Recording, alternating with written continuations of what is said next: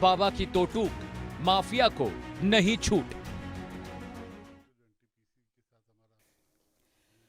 दर्शकों, आप देख रहे हैं देश का सवाल और उत्तर प्रदेश की राजनीति में फिर वही पुराना सवाल गूंज रहा है। क्या यूपी बदल गया है या सिर्फ सियासत की भाषा बदल गई है? एक तरफ मुख्यमंत्री योगी आदित्यनाथ दावा कर रहे हैं कि यूपी अब दंगा मुक्त और माफिया मुक्त है, अब कोई माफिया हिंदुओं को नहीं डरा सकता। तो वहीं दूसरी तरफ अखिलेश यादव कटाक्ष कर रहे हैं कि सरकार सिर्फ डर और प्रचार की राजनीति कर रही है।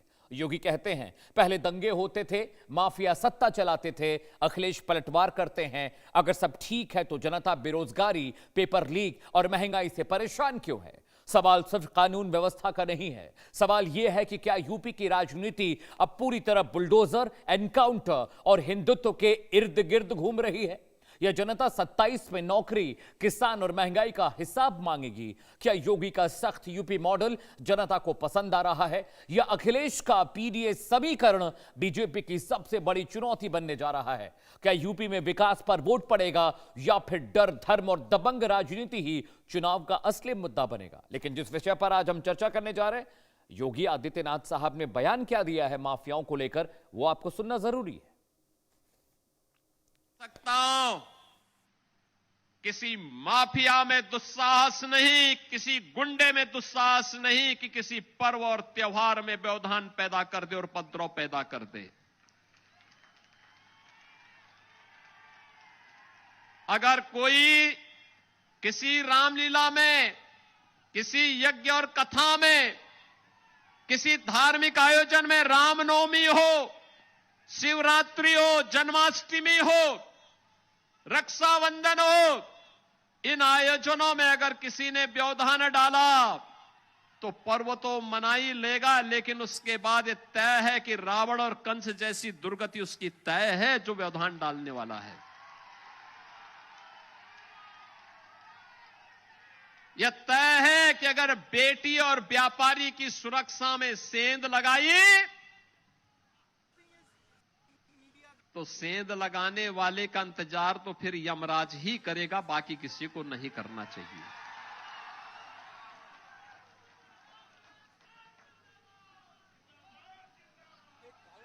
आज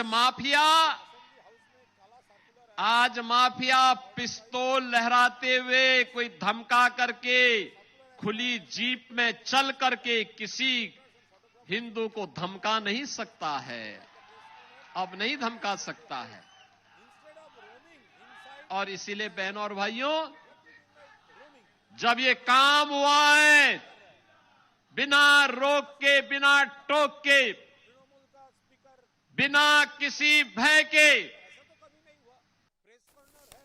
तो दर्शकों, आपने योगी आदित्यनाथ को सुन लिया, सूबे के मुख्यमंत्री। अब देश का सवाल भी सुन लीजिए जिस पर हम चर्चा करने जा रहे हैं।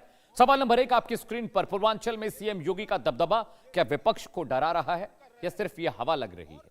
सवाल नंबर 2 जिस पर हम चर्चा करेंगे पैनल के साथ, क्या 2027 का सेमीफाइनल अब शुरू हो चुका है? इसे माना जाए कि औपचारिक शुरुआत हो गई है।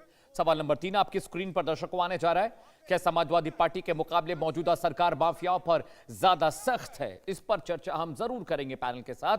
और सवाल नंबर 4 आपकी स्क्रीन पर दर्शकों आने जा रहा है, क्या विपक्ष पूर्वांचल में पूरी तरह से बैकफुट पर है, जिस तरह की सियासत और जिस तरह का नैरेटिव बीजेपी सरकार वहां सेट कर रही है?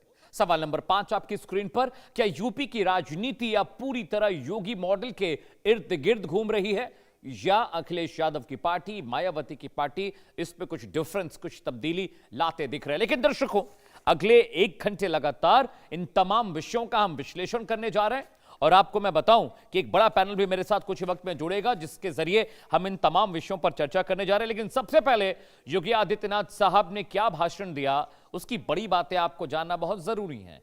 क्या यह औपचारिक ऐलान समझिए चुनाव का, और क्या इस बार भी यूपी में अपराध और माफिया चुनावी मुद्दा बनेगा? बड़ी बात नंबर 1, सपा सरकार माफिया के सामने नाक रगड़ती थी, यह बात योगी आदित्यनाथ साहब ने कही समाजवादी पार्टी को लेकर।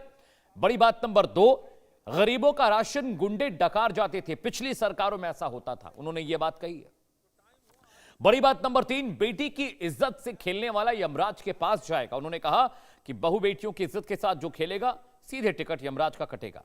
बड़ी बात नंबर 4 आपकी स्क्रीन पर दर्शकों आने जा रही है, माफिया में दुस्साहस नहीं कि किसी पर्व में व्यवधान या उपद्रव पैदा करे। यह बात भी योगी आदित्यनाथ साहब ने कही है कि माफियाओं में अब हिम्मत नहीं है कि किसी सार्वजनिक कार्यक्रम में उपद्रव करे, वहां पर हंगामा करे। बड़ी बात नंबर 5 आपकी स्क्रीन पर दर्शकों आने जा रही। सीएम योगी के भाषण की बड़ी बातें मैं आपको बता रहा हूं। पहले की सरकार माफिया के सामने नतमस्तक थी, दंडवत थी, यह बात योगी आदित्यनाथ साहब ने कही है। लेकिन दर्शकों, पूरा विश्लेषण लेकर आए हैं और योगी राज में कितने एनकाउंटर हुए हैं, इससे विश्लेषण की मैं शुरुआत करने जा रहा हूं। मैं ये भी बताऊंगा कि अखिलेश यादव के राज में कितने दंगे हुए और योगी आदित्यनाथ की सरकार में कितने दंगे हुए। मारे गए अपराधियों की संख्या शुरू से बताते हैं। कुल 17,043 एनकाउंटर हुए हैं। यह मार्च 2017 से मई 26 तक का आंकड़ा है। 289 अपराधी मारे गए हैं। जो टोटल एनकाउंटर का डेटा हमें मिला ऑफिशियल, मैं उसके हिसाब से आपको ये पूरा डिटेल बता रहा हूं। घायल हुए जो आरोपी थे वो 11,834 थे आरोपी जो घायल हुए एनकाउंटर के दौरान। गिरफ्तार अपराधियों की संख्या के बारे में अगर मैं बात करूं दर्शकों, मैं बताऊं आपको, वो भी स्क्रीन पर आने जा रहा है। तो गिरफ्तार हुए अपराधियों की संख्या करीब 34,000 से ज्यादा है। मार्च 2017 से मई 2026 के बीच का आंकड़ा दर्शकों मैं आपको यह दिखा रहा हूं। जख्मी पुलिसकर्मियों के बारे में भी जानना बहुत जरूरी है, जिनके दमखम, जिनके शौर्य और साहस से ये एनकाउंटर हुए हैं। शहीद पुलिसकर्मियों की संख्या करीब 18 है और जो जख्मी पुलिसकर्मी है उनकी संख्या भी आपकी स्क्रीन पर आने जा रही है दर्शकों। 18 शहीद हुए पुलिसकर्मी एनकाउंटर के दौरान और 1,852 जख्मी पुलिसकर्मी हैं जो एनकाउंटर के दौरान जिन्हें चोटें लगी या जिन्हें गोलियां लगी हैं। तो औसतन अगर औसत निकाला जाए 17,043 एनकाउंटर का, तो औसतन करीब लगभग 5 एनकाउंटर योगी आदित्यनाथ की सरकार में हर रोज हो रहे थे। दर्शकों, आगे बढ़ते हैं, अगले डेटा पर आते हैं। अखिलेश यादव की सरकार पर बीजेपी लगातार दंगे करवाने का आरोप लगाती रही कि इनके राज में सबसे ज्यादा दंगे हुए हैं। दर्शकों, अब उसके आंकड़े पर आते हैं, फिर मैं योगी आदित्यनाथ साहब का आंकड़ा आपको बताऊंगा। साल 2012 में 227 दंगे, 2013 में 247, 2014 में 242, 2015 में 219 और 2016 में 100 से ज्यादा सांप्रदायिक दंगे हुए। 815 सांप्रदायिक दंगे नोटेड हैं, जिसमें 192 लोगों की मौत हुई। अखिलेश सरकार में जो दंगे हुए उनका डेटा, उनका आंकड़ा मैंने आपके सामने पेश कर दिया है। ये वो आंकड़ा जो एनसीआरबी के डेटा के जरिए उपलब्ध है। अब आगे बढ़ते हैं दर्शकों, अगले ग्राफिक्स पर आते हैं। ये घटनाएं आपने देख ली, 192 लोगों की मौत हुई थी इन सांप्रदायिक दंगों में। योगी सरकार में कितने दंगे हुए, बहुत इंटरेस्टिंग फैक्ट है। एनसीआरबी के मुताबिक 2017 से 2021 के बीच यूपी में कुल 35,040 मामले दर्ज हुए हैं।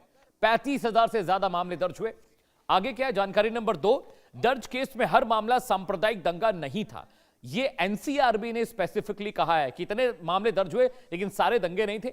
जानकारी नंबर 3 आपकी स्क्रीन पर दर्शकों आपको देने जा रहे हैं। एनसीआरबी ने केस को राजनीतिक, सामाजिक, धार्मिक, जमीन विवाद की श्रेणियों में बांट दिया। मामले तो हुए लेकिन अलग अलग श्रेणियों में यह आपराधिक मामले एफआईआर दर्ज हुई थी। जानकारी नंबर 4 आपकी स्क्रीन पर दर्शकों आने जा रही है। बहुत इंटरेस्टिंग डेटा लेकर आया हूं। एनसीआरबी आधारित रिपोर्ट में दावा है कि 2023 में यूपी में एक भी धार्मिक दंगा नहीं हुआ। 2023 में यूपी में एक भी धार्मिक दंगा नहीं हुआ, ये एनसीआरबी का डेटा कहता है। दर्शकों, आगे बढ़ते हैं, अगले ग्राफिक्स पर आते हैं। अब यूपी के सबसे बड़े चुनावी मुद्दों के बारे में अगर मैं चर्चा करूं तो माफिया राज, बुलडोजर वगैरह तो है ही, लेकिन और भी बहुत सारे मुद्दे जिस पर चर्चा होनी चाहिए और आज मैं चर्चा करूंगा पैनल से। मुद्दा नंबर 1 क्या है, कानून व्यवस्था और माफिया राज यूपी में सबसे टॉप पर चल रहा है। ये चुनावी मुद्दा सबसे ऊपर इसको रखा गया है। जी हां, मुद्दा नंबर 2 आपकी स्क्रीन पर दर्शकों आने जा रहा है। वो क्या है वो भी जान लीजिए। बेरोजगारी और पेपर लीक, ये दूसरा सबसे बड़ा मुद्दा यूपी में, जिसकी वजह से जनता हताश, परेशान और निराश है। मुद्दा नंबर 3 आपकी स्क्रीन पर दर्शकों आने जा रहा है। जातीय समीकरण भी एक बहुत बड़ा मुद्दा है। हिंदू, मुस्लिम, सिख, ईसाई, दलित, पिछड़ा, ये तमाम मामला, ये नैरेटिव वहां भी चल रहा है। मुद्दा नंबर 4 आपकी स्क्रीन पर आने जा रहा है। किसान और ग्रामीण संकट एक बड़ा मुद्दा है, क्योंकि यूपी के बहुत सारे हिस्सों में किसान खुश नहीं है। मुद्दा नंबर 5 आपकी स्क्रीन पर आने जा रहा है। हालांकि सरकार लगातार कोशिश कर रही है किसानों को प्लीज करने की, मदद करने की, लेकिन अभी भी बहुत सारे मामले हैं जहां किसान अभी भी संतुष्ट नहीं है। मुद्दा नंबर 5 आपकी स्क्रीन पर दर्शकों आने जा रहा है। वो क्या है, महिला वोट बैंक पर सेंधमारी की कोशिश सभी पार्टियां कर रही हैं। बिहार में कमाल हमने देखा, पश्चिम बंगाल में हमने जो वोटिंग का कमाल हुआ है, महिलाओं का पार्टिसिपेशन सबसे ज्यादा था। मुद्दा नंबर 6 आपकी स्क्रीन पर दर्शकों हम दिखाने जा रहे हैं। हिंदुत्व और धार्मिक राजनीति भी एक बहुत बड़ा मुद्दा है यूपी में सियासत का। मुद्दा नंबर 7 आपके स्क्रीन पर दर्शकों आने जा रहा, पूरा विश्लेषण लेकर हाजिर आज देश का सवाल में, और इस पर चर्चा करेंगे पैनल के साथ। विकास और इंफ्रास्ट्रक्चर, यह मुद्दा नंबर 7 है यूपी में, जिस पर बहुत चर्चा हो रही है, जिस पर लगातार दांव खेलने की कोशिश नेता कर रहे हैं और यह नैरेटिव में भी दिखता है। मुद्दा नंबर 8 क्या है जिस पर विपक्ष को लगातार, बीजेपी को लगातार विपक्ष घेर रहा है? मुफ्त योजनाएं और वेलफेयर राजनीति, ये भी खूब चल रही हैं और अखिलेश यादव इसे लेकर भी बार बार कटाक्ष करते रहते हैं। मुद्दा नंबर 9 जो सबसे इंपॉर्टेंट है वो है मुस्लिम वोट और विपक्षी एकता। इस पर भी खूब चर्चा हो रही है, सेफोलॉजिस्ट इस पर भी खूब बात कर रहे हैं। लेकिन यूपी में क्या माफिया चुनावी मुद्दा इतना बड़ा है कि पेपर लीक, विकास, वो सब पीछे छूट जाए?